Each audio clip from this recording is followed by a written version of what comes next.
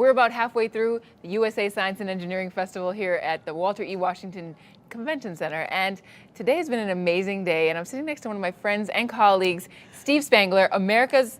Oh my gosh. I got you, didn't I? Yes, you did. Did I scare you a little bit? Uh-huh. Oh my gosh, isn't it weird how it goes? How are you? I'm really good. How are you? I'm doing great. I'm doing great. It's really good to see you. Everybody, this is Steve Spangler, America's science teacher. Oh, you're very nice. And it's Thank you. because of those kind of, Isn't it funny? Now, you have to know, about 30 years ago, a man gave me this wallet. There's lighter fluid on this side. I put a little bit of money on this side. And so every morning I put my lighter fluid in there and you put it in your pocket. And then you walk around because you have no idea who you're going to engage with for the day. And the thing is, our business today, if you talked about what's going on down on the show floor, it's about engagement. It's about building connections and creating experiences. And we wrap it in this whole thing of explosions and fizzing and oozing and all those other kinds of things. And whistles and bells and whistles. You got it. Yep. But we're seeing kids, and you're seeing it in their eyes. And how do you look into a kid's eye and say, we have a job for you. We haven't even invented it yet, but if I can get you to wonder, discover, explore, ask questions, be curious, come along for the journey, it's going to be a great ride. Oh yeah, and I heard your stage show went really well today. What did you do during the stage show? It's totally fun. So, I brought some of the things, the whole theme this year is where will STEM take you? I started as an elementary teacher, and it was from and people always know that you make so much money as a teacher that you get a second job. So here I was doing little shows and malls and things, and I got hired as for a show called News for Kids back in the 1990s. And so I talked a little bit today about where STEM took me from the classroom, and I still get to continue to do that to this world of television, to YouTube, and we talked a little bit about the struggles and the STEM behind getting to do demos on the Ellen Show.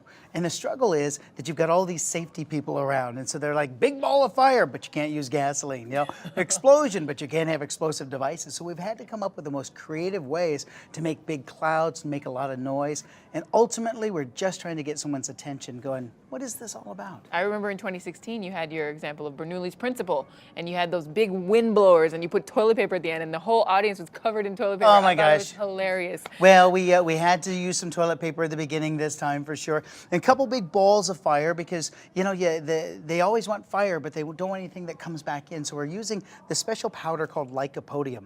And you always try to bring it back home again because years ago there used to be grain elevator explosions. And people would just light a cigarette or something in a grain silo, but one particle catches on fire, surrounded by oxygen, next one goes, and so we wanted to bring a little reality to that. We talked about hydrogen peroxide because so many science demonstrators like to do mix the two chemicals together, a catalyst and the hydrogen peroxide, and you get the foam. Well, we had to teach the old phrase, anything worth doing is worth overdoing, right? So if you're going to do a little one, you might as well do it huge. And so we did on the other side with the big things that shot up into the air, and the elephant's toothpaste turned into monster foam, and that was great. And finally, some explosions and a big cloud at the very end with liquid nitrogen, and just a humble thank you to the people in the audience who are bringing their kids.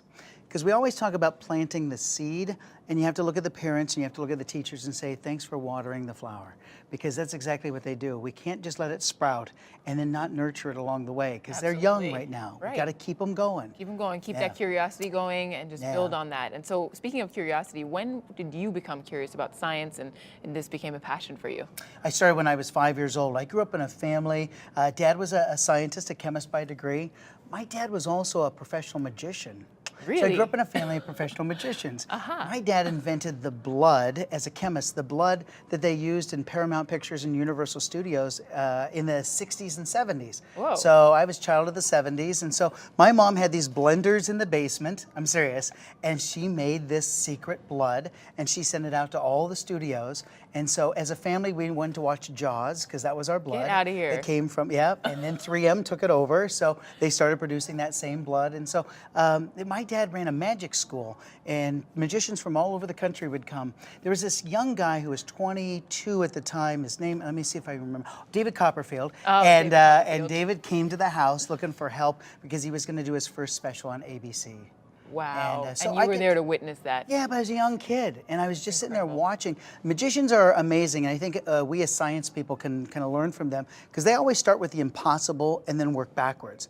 It's like, I got to make the tiger appear in the middle of the stage, and everybody's like, oh, okay, so how are we going to get the tiger to? So it's a backwards, you're Yes. engineering it. So long before we called it STEM, I think there are some of those things that fell in there, and I got bit early on, and my mom and dad fostered it. But I learned showmanship and presentation because that's what magicians did. And isn't it funny? We now have people coming from Singapore, other places that are doing better than we are in math and science, but they're asking us for, how do you make it fun? Show us that showmanship. Show us the presentation skills. Right. So the things that we do on television as science communicators, trying to engage, now all of a sudden I think everybody's starting to think about that a little bit. Definitely. I mean, within the last 10 years, I really think that science communication has taken a huge, push forward, and they see the value of our role. Yeah. And I'm so excited about that because we are brother-sister shows, Exploration Station, Yes. DIY Sci, and Nature Knows Best. It's been really fun watching you host DIY Sci because And you, you're like, Nature Knows Best. It's Thank been you. fantastic. We need to cross-pollinate these shows. You got to come out to Denver, and we got to Yes. shoot a show with you. They'd go nuts to see you in Denver. And I'll have to learn something about the nature thing because I'm kind of physical science, but I'll figure it out. oh, you definitely We're gonna do will. it together. We'll do it together, and we'll have fun with it at the same Yeah. time. Work with some robots, maybe go on a hike and combine them both, and that's It's how we wonderful. work. You know what we have to keep on doing is this. We say STEM, science, technology, engineering, and math. But then there's this whole thing that's out there called STEAM. Right, adding the art component. Yeah, and I've changed my thinking a little bit. I think art is not art, it's artist. And I think it sits in the very middle because that's the parent, the teacher, the science communicator, the human being who knows how to inspire everything else. Because if it was just science, technology, engineering, and math, we'd give the video away, we'd get them a book, we'd get them a science kit, but that's not it. It's always a human being that inspires another human being. So it's so important that shows like DIY Sci and Nature Knows Best and everything else that you see here, we're just all vying for their attention. We have to remember, again, you got to plant the seed, then you got to water the seed, and it's that A in STEM that makes it work.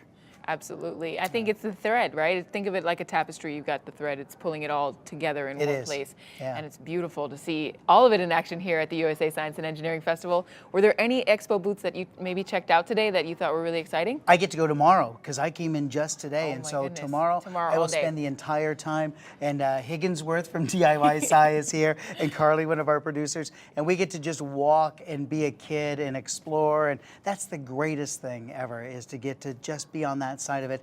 And then every once in a while to look at a kid and just relive that moment through their eyes, that experience, how they're connecting and how they're engaging. Absolutely. So if you're here on Sunday, make sure you find Steve in the crowd and run up to him and tell him that Come I up. sent you. All 'Cause if right, you and do say that, I'll hi. catch something on fire. Just Oh. go catch it on fire, and I'll do it. And I'll get thrown out of here again. That was last year. I'll do it again. You'll do it again. I know you will. Well, here at the nation's largest celebration of STEM, we are all about engaging, fun science. And Steve, you're all about it. And I thank you for all the Nice. great work. Thank you. Thanks.